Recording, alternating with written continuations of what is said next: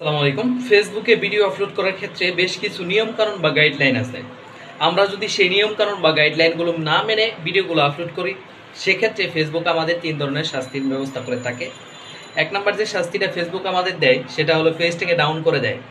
Down করে দিলে আপনার পেজটা মানুষের কাছে রিচ করবে না, আপনার পেজটা মানুষের সামনে পৌঁছাবে না, আপনার কন্টেন্টগুলো মানুষের কাছে শো করবে না। 2 নম্বর যে শাস্তি সেটা হলো আপনার ইনকামের ব্যবস্থাটা বন্ধ করে দিতে পারে ফেসবুক।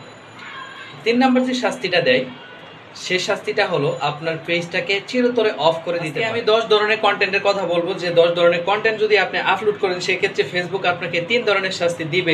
1 নাম্বার রয়েছে হিংসাত্মক এবং অপরাধমূলক কন্টেন্ট।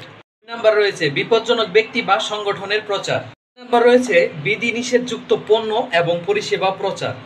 4 নাম্বার অপরাধমূলক কন্টেন্ট প্রচার করলে। 5 নাম্বার প্রতারণামূলক কন্টেন্ট। 6 নাম্বার রয়েছে নিজেকে আঘাত করে এরকম কিছু কন্টেন্ট অথবা আত্মহত্যাজনিত কন্টেন্টগুলো যদি আপনি আপলোড করেন।